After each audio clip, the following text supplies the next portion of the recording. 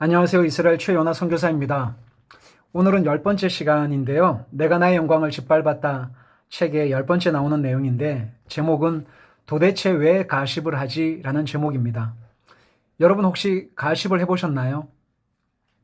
가십이라는 사전적인 의미는 이렇습니다.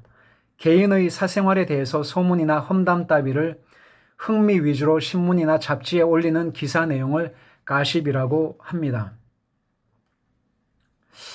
여러분 혹시 가십을 해보셨나요? 이스라엘 선교사로 살면서 여러 사람들을 만났습니다. 그리고 함께 교제하고 또 이야기도 하는 그런 시간들이 많이 있었습니다.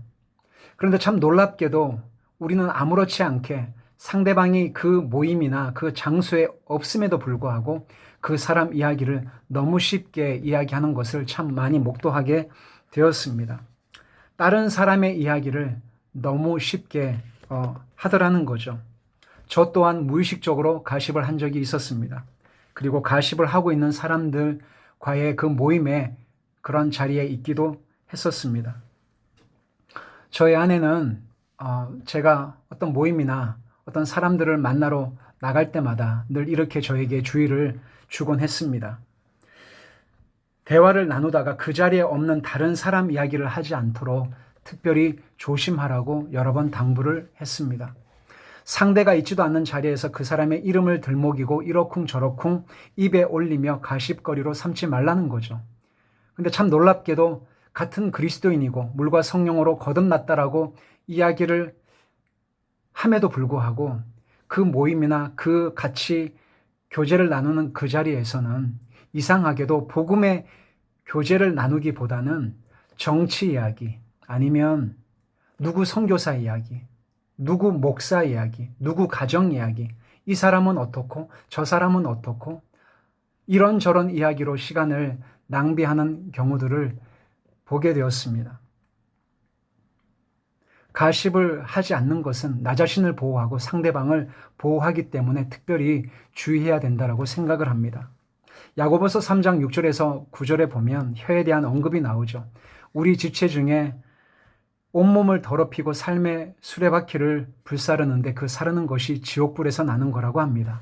모든 종류의 짐승과 새와 벌레와 바다의 생물은 다 사람이 길들일 수 있고 길들여 왔지만 혀는 능히 길들일 사람이 없다라고 합니다. 왜냐하면 혀는 쉬지 아니하는 악이요 죽이는 것이 가득한 것인데 이것으로 우리는 주 하나님을 찬송하고 또 하나님의 형상대로 지음을 받은 사람을 저주하기 때문입니다. 제가 안양에서 전도사 생활을 하면서 사역자로 일을 할 때에 담임 목사님께서 부교육자들과 함께 회의 시간에 이렇게 말씀하신 적이 있었습니다. 지금도 기억을 하는데요. 교회가 평안하려면 식당이 평안해야 된다라는 말씀을 하신 적이 있었습니다. 처음에는 그 말의 의미를 잘 몰랐습니다. 교회가 평안하려면 식당이 평안해야 된다. 교회 안에서 예배를 드리고 끝나고 나와서 성도님들과 함께 교제하면서 식사를 같이 하는데 식당이 평안하면 교회도 평안하다. 목사님, 그 말씀의 의미가 무엇입니까?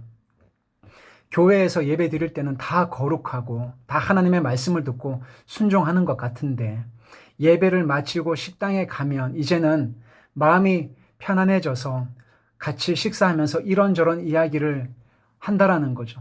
이런저런 이야기를 예수님이 어떤 분이시고 하나님이 이번 한 주간의 삶 가운데 내 삶 가운데 이런 놀라운 일을 행하셨다라고 하는 하나님을 자랑하고 하나님을 증거하는 간증이 아니라 이 집사님은 어떻고 저 권사님은 어떻고 이 장로님은 어떻고 오늘 목사님 설교는 어떻고 이런저런 이야기들이 식당 안에서 많이 일어난다는 거죠.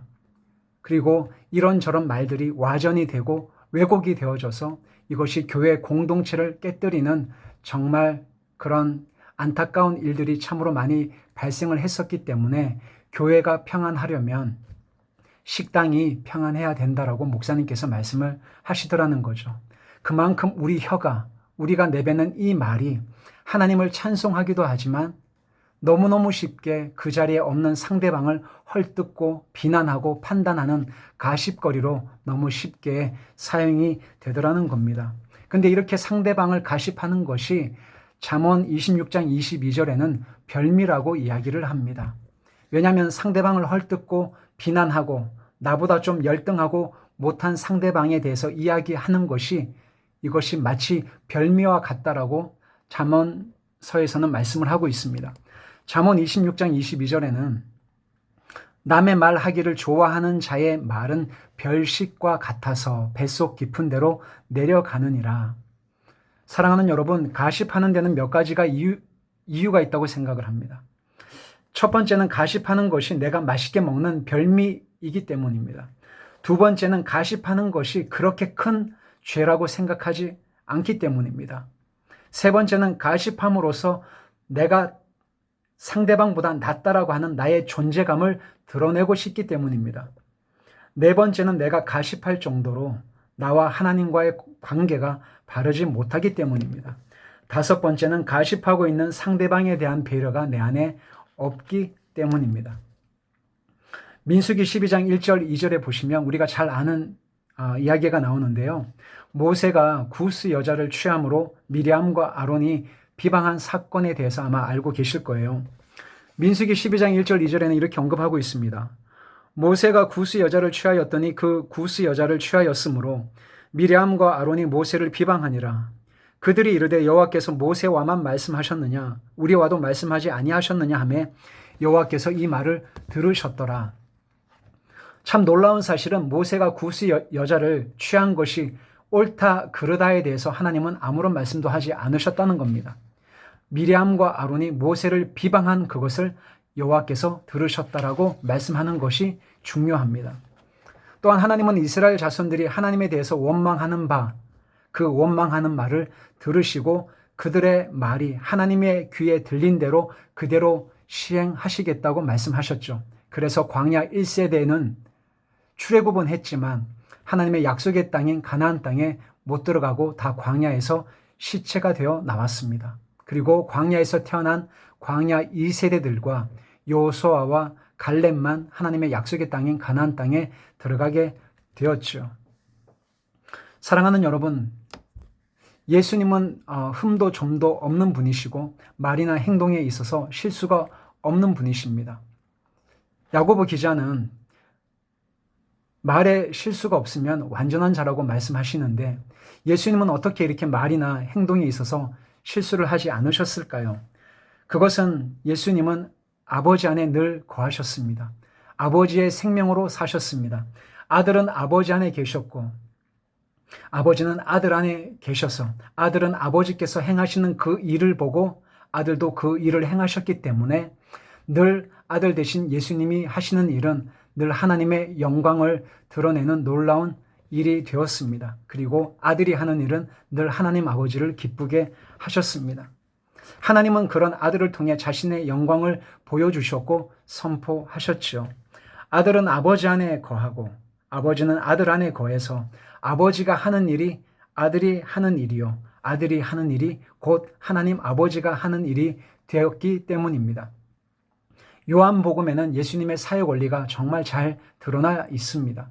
예수님이 하신 말씀 중에 자주 반복되는 문장이 있습니다. 나는 자의로 말하지 아니한다. 나는 내 뜻대로 행하지 않는다. 아들은 늘 아버지가 하는 것을 보고 아들도 그와 같이 한다라는 표현이 많이 등장을 합니다. 내 뜻, 내 감정, 내 의지대로 내가 만나고 싶고 내가 하고 싶은 사역을 내가 원해서 하는 것은 아무것도 없다. 난 다만 아버지께서 일을 하시니 아들도 그와 같이 일을 한다. 왜냐하면 아들은 생명 되신 아버지 안에 늘 거하셨기 때문에 그 일이 가능했다라는 거죠. 사랑하는 여러분, 물과 성령으로 거듭난 그리스도인이지만 우리는 이 혀로, 이 입술로 하나님을 찬송하기도 하지만 교회 공동체 안에서 우리는 말을 너무너무나 쉽게 내뱉고 가십거리로 삼는 경우들이 참 많이 있습니다. 야고보서 1장 26절에 보면 누구든지 스스로 경건하다 생각하며 자기 혀를 재갈 물리지 아니하고 자기 마음을 속이면 이 사람의 경건은 헛것이라. 새벽마다 새벽 예배를 하는 것 너무 중요합니다. 수요 예배를 하고 금요 성령 집회를 하고 주일 예배를 하고 주일 오후 예배를 하고 신방을 하고 또 찬양을 하고 성경 공부를 하고 제자 훈련을 하고 우리는 경건의 삶을 살기 위해서 이렇게 매일마다 몸부림치며 살아가고 있죠.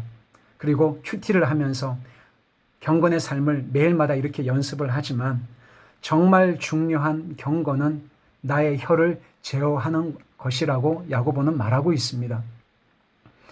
아버지의 생명이 내 안에 있고 내가 아버지 안에 있어서 아버지의 생명이 나를 통해서 나의 입술을 통해서 흘러가는 것, 저는 이것이 믿음으로 사는 삶, 성교적 삶, 하나님을 기쁘시게 하는 삶이라고 생각을 합니다. 사랑하는 여러분, 오늘 하루를 사실 때에 나의 혀에 재갈을 물려서 하나님의 생명이 나의 입술을 통해서 흘러가는 것을 목도하는 참으로 복된 하루가 되시기를 축복하고 싶습니다. 감사합니다.